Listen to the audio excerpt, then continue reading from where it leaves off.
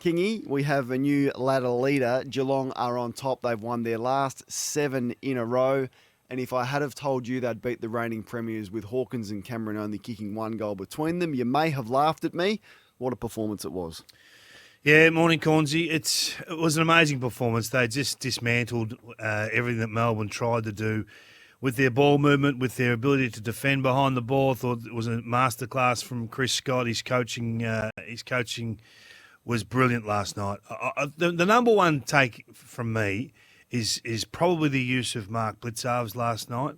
He played obviously half of the game in the ruck, or 30-40% of the game in the ruck, just below half the game, because obviously Stanley's the prime ruckman. So he's involved in 25 ruck hit-outs. Now, for those who have never played ruck like us, if you talk to a ruckman, they say that is such a taxing role in the team. It's so physical, it's body on body, it's brutal.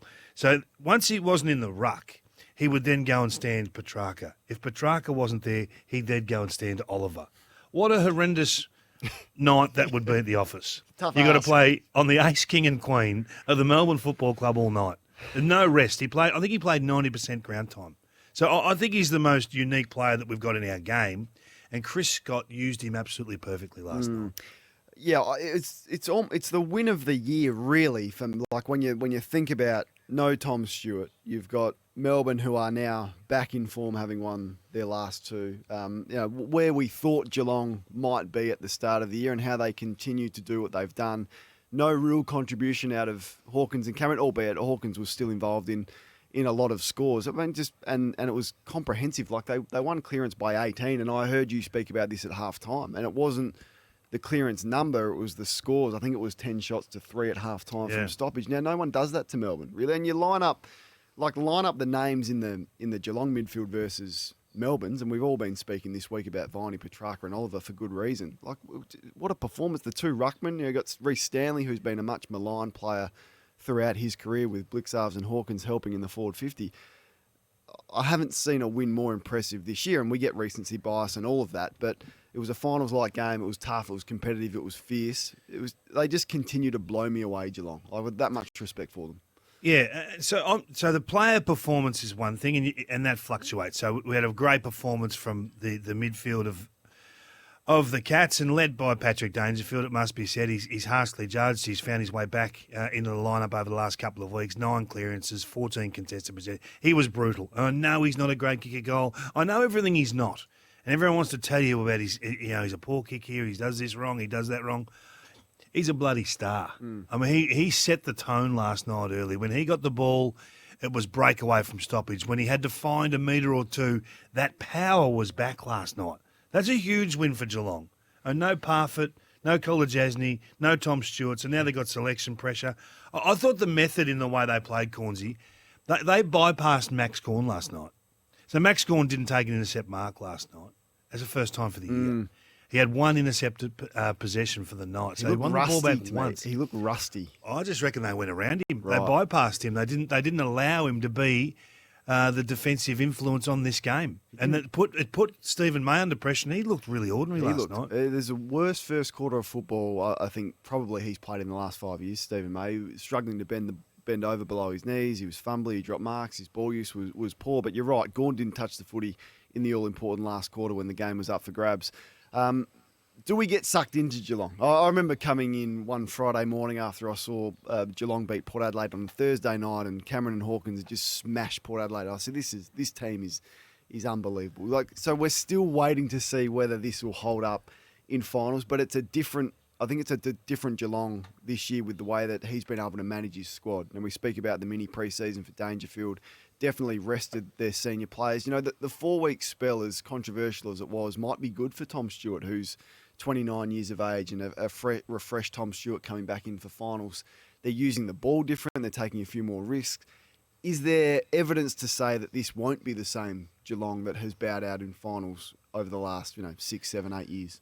Well, I think this is why I like listening to Chris Scott speak. And he sees the game through a different lens. He's prepared to take the risk on not being anywhere near good enough to be good enough. So they're playing a different brand. What a risk. You finished top 4 forever. The last 10 years you've been a top 4 team. You've been a lock. And you say, you know what, we're going to change it. It might take us out of the top 4. We're going to throw the ball into chaos. We're going to throw the ball into contest more. We're going to play more like the teams that have beaten them at the pointy end over the last few years to risk being an average team to being a great team. It's great coaching. It's risk-taking. It's everything you want from your football club, and then the players have come to the party. I think the role of Mitch Duncan in this team is significant. He plays that sweeper role in the back half of the ground, but then when he sees the moment to pinch forward, and he goes. He goes with confidence because he knows he's got support in behind him. He had 3 shots at goals last night. He's effectively playing as a halfback flanker. And we just don't see that. We don't see halfbacks having that many opportunities. So a lot to love about the way they're playing for Chris, and a lot to like about the system and the adherence to plan. That's the big win for me last night. And you can make what you want of the venue. I think if you're talking about bypassing Max Gawn, it's harder to bypass Max Gawn at Cardinia Park than any other venue. Yeah. No. So what coaching that was last night? Yeah. Have you say, Cats fans, are you getting excited or are you still hesitant to say that they are the premiership favourites? You wouldn't be surprised, clearly, if those two teams were playing off in the grand final. I just had to go back to something Stephen Wells said, he's been their legendary list manager for such a long time now. Andrew Mackie has taken over in that space. But he said 10 months ago, there's going to be a time when we'll have to go down a slightly different path to what we have in recent years. Now, this is on the back of the ageing question and I guess the demographic of their list. When you look at the 3 other teams that are left in the finals, this is after they bowed out. They've all had terrific opportunities at the draft and made the most of them. Time will tell. I guess eventually those critics might be right, but we're very conscious of trying to compete as much as we can in the short term while managing the long-term prospects. Are they, I guess, making a myth of the rebuild? Of the rebuild? Yeah, well, it continues to blow me away how they've done it, and they have been smashed for it. But you'd love to be a Geelong fan. Well, we're around 17 and your team's on top of the ladder once again, and you're going to be in an opportunity to play in big finals once again. Yeah, but they take the risk. I mean, a lot of people talked about the Jeremy Cameron cost and giving up the 100%. 3 first-rounders, get Cameron. You got back 2 second-rounders, so it read worse than what it actually was in reality. But I think the improvement of guys like Atkins, Close, Stengel, the acquisition of Stengel's been significant. Holmes is becoming a player right before our eyes, and the rest are asked to play bit roles, and they play them perfectly. So, yeah, I just think that this is a great opportunity for Chris Scott. I don't know. How does it look in a final series? Say they played Fremantle in the first final.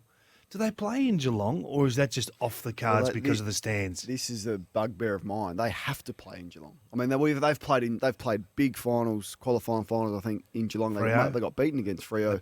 Yep. That might have been that press conference with Ross. No, it was the one before. I think he was upset that day too, Ross. But yeah, I'm not sure how the AFL make the call on that. I guess it's crowd size because we've seen them, I think, being stitched up in the past. But if Richmond get to play on their home ground for their finals, Geelong should do the same. A lot of people disagree with me on that, but they should. If it is Brisbane, if it's Fremantle, if it's who else you want to pick, should be playing at home.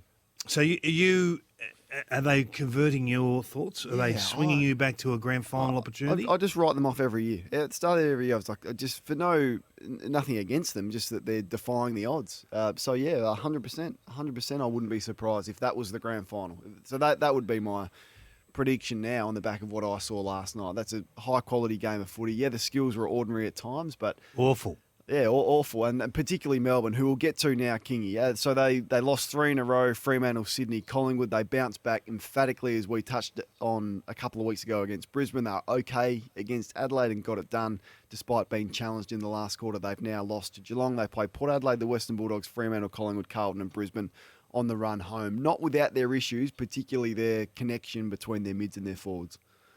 6 marks inside 50 last night. Gee, they just dumped the ball forward at times. It looked really poor. It was from some of their stars like Christian Petrarca. He turned the ball over cold about 3 times in a row. I thought, gee, what's happening here? But I think the greater concern, and we've talked about their brutality, their toughness around the action. I mean, they were mauled last night. If they happen to lose that for whatever reason, and I don't think they will, I think this is just one of those performances you just say, nope, too good, Geelong, move on. But against a fellow contender, to be hammered like that at contested possession and clearance, it makes you think, okay, wow, is the gap as big as what we keep saying or keep thinking? And maybe you have to think it isn't. And in fairness to Simon Goodwin, he's been saying that for months. You guys keep saying we're going at 70%. It's hard to win games of footy.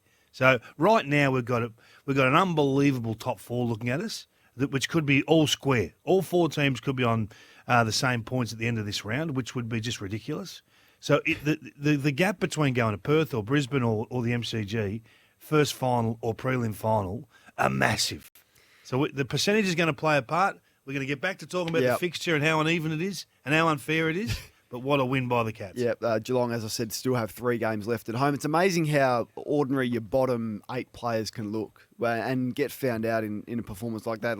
And this is no disrespect for these players who've been really important, but Spargo and Sparrow, and I'm not saying Pickett is a bottom player, but he's struggling for impact on the game despite a sort of a 7-minute period in the third quarter. Bowie struggles to influence. Fritsch is out of form. Bedford hardly touched the footy last night. It is strange how on the back of a loss like that, your bottom performers sort of stand out on the big stage. And Luke Jackson didn't touch the footy in the second half. And Stanley really took it up. I think Reece Stanley has done his reputation enormous favours this year because he's been maligned and Geelong have been searching for a ruckman for what feels like 10 years. But yeah, he got the better of Gawn and Jackson last night. Is that a worry with his mindset and where he's at? I'm not worried at all. I just can't wait to see this clash again. Yep. And most likely it'll be at the MCG and it'll be huge and it'll be for all the chips. There's no doubt about that. And it's all about performance. These players bringing their best. For whatever reason, the Dees were slightly off. King, you just thought we'd just chuck a few things around in relation to some trade news because it seems to be getting pretty busy in that space, as it does at this time of year, particularly when players are not signed yet. Tim Taranto is one who appears to be gettable from the Giants and has reportedly 4 Melbourne clubs chasing him. I think that was a Sam McClure report on Sports Day. How do you see him and what club would love to get him? Well, I think Richmond are number one billing up at the moment. I think they're the number one seed, if you like. What would you have to pay to get him? You probably have to pay a first round and maybe a little stakey third round selection to get that deal done. So taking it back to sort of when Dion Prestia left the Gold Coast, at that stage of his career, would Taranto, and I'm not asking you to remember back, be a sort of similar player from what he had done in the game to Prestia at the Gold Coast? I think it was a pick 6 for him. Would that be around the figure, do you think, for Tim Taranto? Or you don't think he's as polished as Prestia? No, I think Prestia is a better package as an absolute clearance beast. Taranto has the ability to play forward as that hybrid marking midfield forward that can go forward, take 2 or 3 marks inside 50. He can get a mismatch. He's that sort of player, so he's a different sort of asset. But I don't know if he's the absolute midfielder that Prestia is. But he'd be an acquisition, wouldn't he? Well, if you were GWS, what would you take? What would be the bare minimum that you'd take? Would you take a first rounder? Albeit a late first rounder and a late third rounder, or would you ask for more? I don't reckon I'm the best putting my hand up with the valuing players like on the trade table. I just don't know. Sometimes I would think he's sort of around a pick 12. If that's just my gut feel, but GWS probably want more. I mean, players like Adam Chera, is Chera a better player than Taranto with what he's done in the game? Probably not. Different types, I know, but Dylan Shield 2 first round picks, so. It's just a matter of the leverage that you've got and, the fact that he's out of contract as well makes it a bit more complicated. The biggest one on the market now, not that he's a free agent, but he's out of contract. Fremantle, according to John Ralph, is extremely confident it's going to land Luke Jackson. Now, Colin Young, we'll get to him on Rory Lobb shortly, but this is one of the biggest trades that we would have seen in recent times, Kingy. And does he fit in at Fremantle? So Jackson comes in, perhaps Lobb comes out. It's a big risk for them to go down this path with how good a footy they're playing at the moment, the Dockers. Where's the risk? Well, he's not a goal kicker. So I think they've finally got a... So if you're saying that Jackson comes in and Lobb goes out, Lobb's kicked 27 goals for the year. Jackson's kicked 23 goals in his career. What's the forward line structure going to look like with Luke Jackson there playing 70% time forward with Sean Darcy in the ruck? That's the risk that you disrupt what has been a pretty formidable forward mix. Not that they're stars, but Taberner and Lobb and surrounded by the smalls. Lobb goes out, Jackson comes in. I don't know. I don't know how it sits.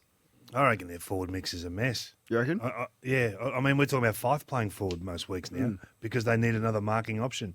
I don't know if their forward mix is the reason why they're going to have success. This kid's going to be a star. So you do whatever you can to improve your football club if he wants to come home. He's 20 years of age as a ruckman. We saw what he did in the grand final last year on the biggest of stages. He was unbelievable. So do you pay overs? Absolutely. Do you have a longer contract than most? Absolutely. But you just get the job done. I mean, you don't get a look at a player of this quality very often. So do what you got to do. What does it do to Sean Darcy is the bigger point. Yeah, that's the what's the use? Yeah, the whole mix because Darcy can't play anywhere else. Do you need Sean Darcy? Do you look at moving Sean Darcy on? I'm stealing this idea, and it's not a unique idea. It's certainly not original. But Kingy, I want to put you on the spot. Me? Yes. How many teams can win the premiership? Well, how many teams can win? Look, I'm a huge believer in Melbourne. Brisbane, I'm still sticking fat with Brisbane, even though they got hammered by Melbourne a few weeks back at the MCG. The hardest part about winning the grand final is getting there. Okay, so if they get the luxury of two Brisbane finals, they'll be there. If you asked me to put money on it, if you said you got to put your house on teams that can win, I wouldn't be writing off Geelong.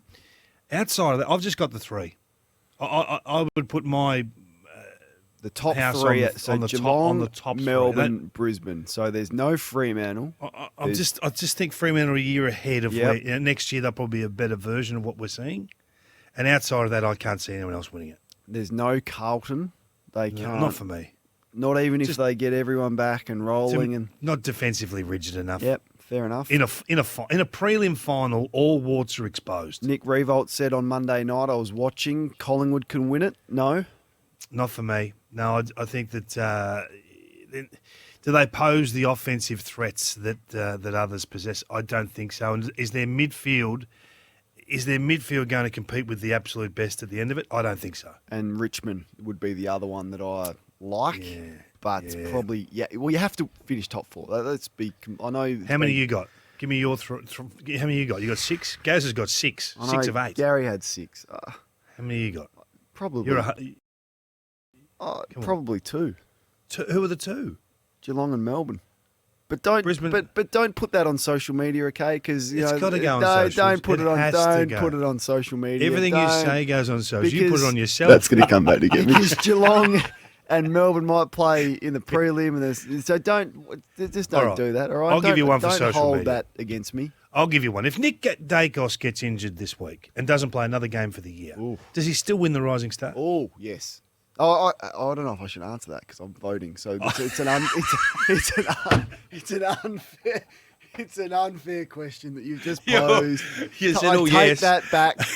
I take that back. There is many worthy winners. It's never been a hotter field, and that is something we would have to discuss at our next. He said that previous meeting. bit. He said that previous bit. Don't put that on socials. That's going on socials. That's not. I'll ask you a different one. Yes. I'll ask you a different one. Jason Horne-Francis playing in the VFL this week. Does that impact any decisions at the end of the season regarding his future? It shouldn't. It shouldn't. And I hope that he has strong support around him, that this is the life cycle of a young AFL player. I don't mind the fact that they're putting him through the VFL. Has he... my old man has always said, whenever I sooked about not getting a game in the early days at Port Adelaide, he said, Kane, players pick themselves, coaches don't pick players. Have you put your selection beyond doubt? It just rings in my ears, and you can't really argue with that. For 99% of the teams that are picked, players pick themselves, not coaches pick players. Has he picked himself? No. Oh, gee whiz. Has he put his selection beyond doubt? He's probably been in there where he has command, where you just have to pick him out. He's missed 2 weeks and all of that. I don't think he's put his selection beyond doubt. 2 weeks suspended, so he still would have been training. Like it's not a health issue. So you're judging him on form. Yep. So on form. Well, form and 2 weeks is still disruptive for a young player. I mean, there's a lot of times players return through the lower levels. I know the Guns don't. but I don't think he's put his selection beyond doubt. Now, you obviously think differently. Do you think, as a North Melbourne man, it'll affect his prospects of staying at the club? I don't see why you wouldn't select him this week. I mean, if he's done enough to be selected, he's played some pretty good footy. He's been probably one of their toughest combatants around contest and clearance, and he's developing. I think you can still play him and have the development phase continuing. North fans? I would have played him. We're split on that one. Happy to take your opinion on that. 0433 Just a lot of text messages coming through. We're saying if you had to put your house on it, how many you tip? You can't. We could tip 8 teams to win the flag. We could go soft. That. We could go soft. We could tip 12. We could go down to Sydney and St Kilda and make a reason. Port for all Adelaide could make a run and win the premiership. No, we're being hard. We're being real hard here this morning, and we want you to do the same. Just to flip that back on the Daicos question, because you can answer it. Yeah. What do you think? Well, someone asked me that during the week, and I thought that's a good question because with all Australian, if you miss 6-7 games, you don't make the team, and that's an easy alibi for the selectors such as yourself who try to hide them on half-forward flanks and back flanks and back pockets, and they've never played there. If they've missed 7 games and you want to put a line through them, it's easy to do. I just wonder if a Nick Martin or a John Newcombe lit it up for the last month of the season and Nick Daicos was on the sideline, would it skew the thoughts? Deconing, would it skew the thoughts of the selectors? And you answered no. I like the fact that you answered. Be strong. Stick with it. You're finally with me that Jordan De Goey shouldn't have gone to Bali. Sam Edmund reporting that he's got an issue with his quad. Now he's been named to play. Sam tweeted yesterday that he's unlikely. Well, your preparation is affected. Fins bar related quad. Long haul flights, misses training, disruptive preparation. So can we say I won that argument? Can we definitively... But it isn't... We're seeing that all players who've missed a block of training are getting injured. Dustin Martin the same. Yep. It's never been more important to have a continual program and not miss training sessions or training blocks or games. That's a yes. To go to Bali. No, I will always say the players have to be trusted to take control of their own destiny. You mentioned Dustin Martin. The reports on Wednesday night, Caroline Wilson coming around to the fact that maybe he might leave the Tigers at the end of the year. Did you have an opinion on that? It's we're just clutching. I don't think he's going anywhere. You reckon he's going? Nah. But no one will come and say, I got that wrong at the end of the year. They say, no, we were just reporting on rumour. How would you feel if you were, just hypothetical once again, how would you feel if you're a Richmond fan and he did leave? Would he go with your blessing? He's done so much for that football club. You shake hands, you say thank you very much for everything you've done for this group. Agree with that. You've put this club on the map. You've played the best football we've seen at the most important time of the year. Thank you very much. You put a statue of him out the front and you say, hey, anytime you want to drop in, you're always welcome. Kingy, one of our first shows that we did when we started this, we went through all of the 18 clubs and what would be a pass mark for each of them. Now, I can't remember what we said, but someone's kept the notes of what we said. What did we say? Just on Collingwood, you and I, this is the pass mark that we had for Collingwood. This goes to show how much they've exceeded expectations. You said 6 to 7 wins as a pass mark, so holding ground on where they were last year. And I said 8 to 9 wins would be a pass mark, and I had them for 9 wins. They're clearly going to exceed both of our expectations. So it is an interesting exercise to go back and look at. Nick Riewoldt got to win on the flag. Well, he said they can win it. They can win it. Yeah, which is I don't agree with that, but I appreciate him putting himself out there and having his say on that.